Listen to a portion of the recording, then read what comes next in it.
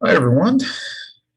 Well, I'm a little bit late doing this, but really appreciate your patience as I finally got my act together and a computer that actually works to do this last recording for our class. So let's just get started. The theme, the last theme in our healthcare ethics class is what matters most. And this is actually an area that I focus on quite a bit in my research. So I'm going to connect a few things to you personally that we're doing at USI along with the content, and then invite you to participate in an activity, an assignment. It's actually the prepare for your care assignment that is taking place of the poster presentation. So there's no poster presentation at all. There's going to be too much for that, and this actually works out so much better. So let's talk about what matters most. What I want to be able to do, though, is writing with my finger here, which is very strange. Just sort of summarize what's on the Blackboard site. So there's the Indiana Advanced Directive. This is a fairly new draft in Advanced Directive. I'm fairly fortunate to be part of a statewide committee called the Indiana Patient Preferences Coalition, and this group really moved ahead some simplifications in advanced directive laws, and also is suggesting this advanced directive. So an advanced directive essentially is a document that is always voluntary. You'll find, not really great at writing with my finger, but it'll do, where an individual can express in writing what matters most to them when it comes to future healthcare decisions when they're unable to speak for themselves. So the key thing is an advanced directive is a statement of preferences, of wishes, but they only really come into play when an individual can't voice or motion really what they would want or don't want when the time comes, usually having to do with a serious illness. So it's a simple document, 2 pages. One side is really about choosing a healthcare representative, which I'm going to talk about, and also an optional spot for preferences. And the other side is witnesses, a signature, or a signature, witnesses, or a notary. And this really connects to the Indiana law, and that law was just changed in 2021. It actually goes into effect fully January 1st, 2023, so just recently. Okay, so the other thing on the Blackboard site is, oh, sorry, let me get this, is a hierarchy document. I can't spell the word hierarchy, so I'm looking at my iPad. Hierarchy, it's the strangest word in the world, strangest word. And if you open up the hierarchy document, you can see this was passed in 2018. It really is a hierarchy, which is from top to bottom or first to last, of who would be able to, in one's, let's say, immediate circle, make decisions only if there isn't any clear indication or there is no advanced directive that's completed.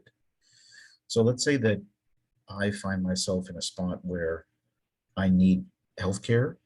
I'm unable to communicate, but I don't have any type of advanced directive. I haven't indicated to individuals what I would like. Then this hierarchy comes into play. The hierarchy is meant so healthcare professionals, clinicians can actually go to someone to say, what would Kevin really want? He's in this situation. Maybe he's stable, but he's unconscious, but we're not exactly sure what he would want. And so this hierarchy is put into place for a reason. We used to be a non-hierarchy state. In 2018, we became a hierarchy state. Most states in the country are a hierarchy state, which means they follow sort of this pecking order. But there's some challenges with that. And the biggest challenge is the individual doesn't really have a say because they're unable to communicate. So always sort of better to have this type of document available. The next thing you'll see in your Blackboard site is a short video, and it says USI GWEP ACP video. ACP, which is our content title, stands for Advanced Care Planning. The GWEP is a grant and a program that we are running at the College of Nursing and Health Professions. It's called the Geriatric Workforce Enhancement Program. And it's funded for 5 years by the federal government, about 3.7 million. I'm fortunate to be part of the GWEP grant, and I'm overseeing the advanced care planning piece. Now, I'd like you to take a look at how we're using advanced care planning in practice with one of our partners, the Deaconess Clinic. The only problem with the video is I'm in it. So no comments, please. But I think I'm wearing the same shirt, actually. But it really takes this theoretical work and even this coursework, and you can see how it works in practice. We're doing it right now as we speak. We're working at 3 Deaconess Clinic locations. The one that you'll see is the Deaconess Downtown Clinic, about 9,000 patients.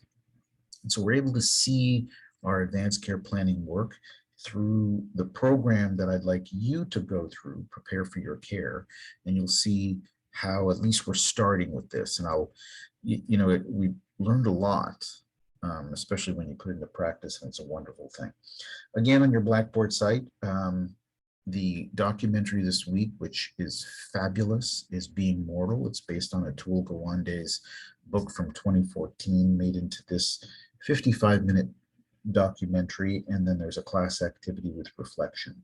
Then finally, the Prepare for Your Care assignment. So let me go to the next slide, and I'm hoping that pen stuff is not on it.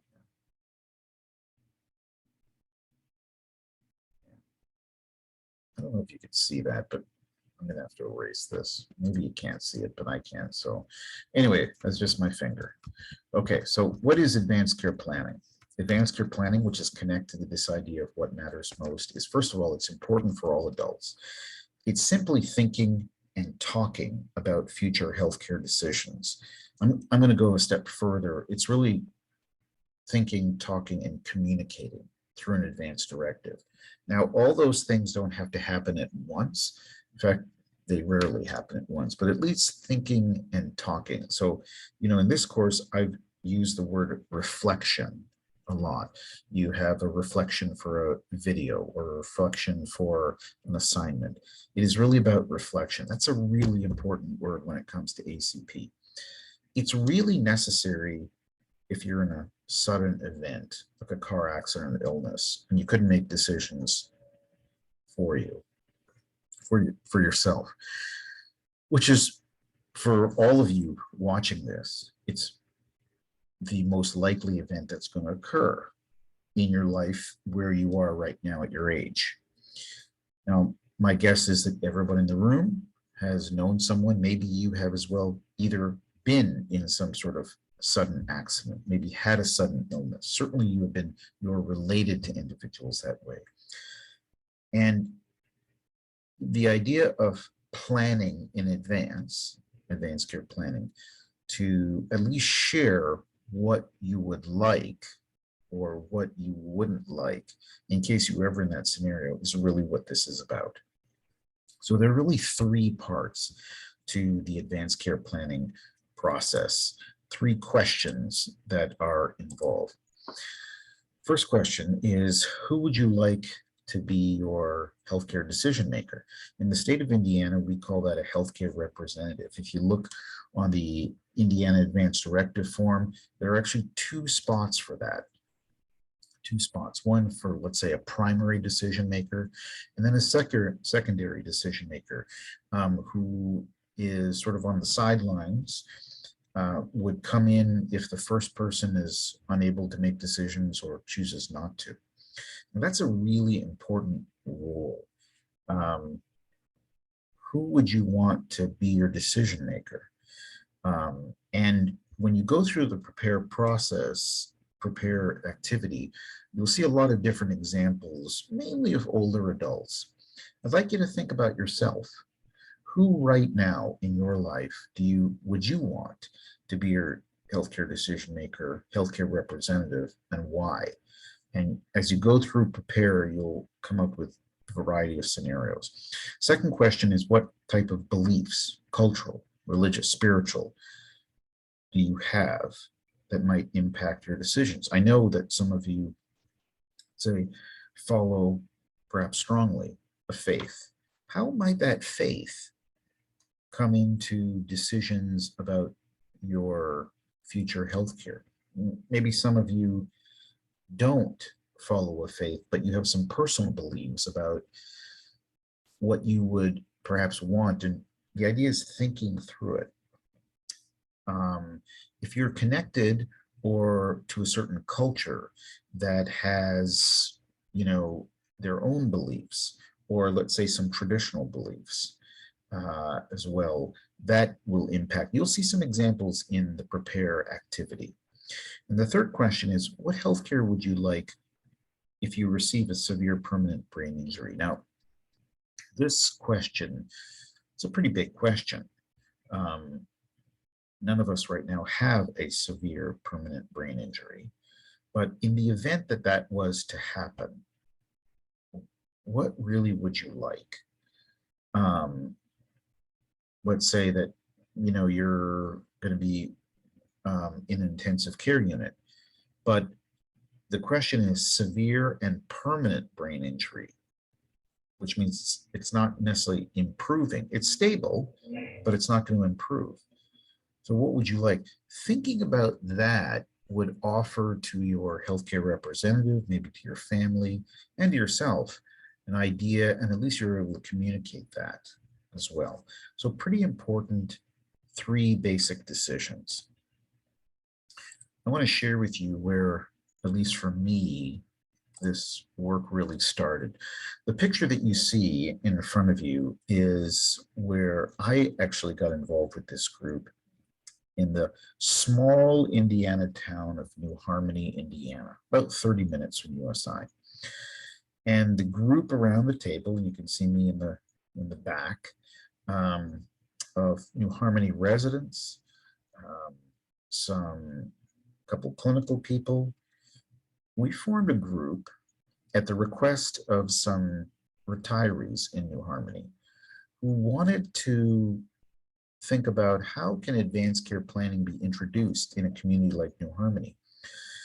About 750, 800 residents there, so pretty small community, and a lot of them retirees, a lot of them thinking these would be good conversations, advanced care planning conversations to have. And you can see we're actually almost around like a dining table. Got a little coffee there, actually have some food. You can't see it. We've probably already eaten it.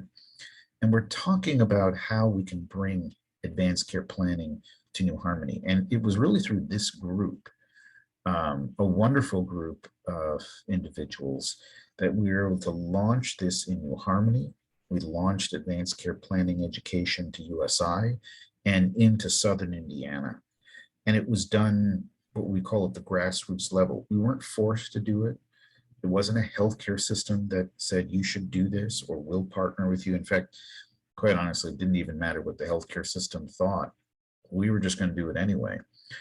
And it's taken on a life of its own. But it started with a group of individuals that really just cared about having these conversations, first with themselves and their loved ones, but then really branching it out. And really a wonderful, wonderful thing that really changed my life too.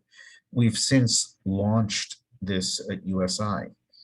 This is the website for the GWEP, ACP, and you can see it's about what matters.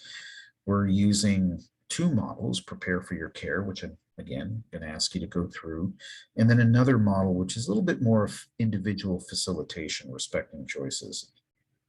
And so if you go to the USI website and type in it's in our college website. You'll see advanced care planning work. I offer this to you as perhaps some to see if any of you might be interested in following up, even with me after the course is done, because we do have some opportunities for students to get involved in this, internships, paid opportunities.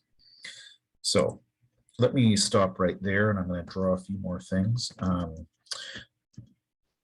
Besides going through and watching Being Mortal, which I do believe you'll be impacted by, I would like you individually to go through Prepare. It's going to take you probably about 2.5 hours to go through individually. And I'd like you to think about yourself.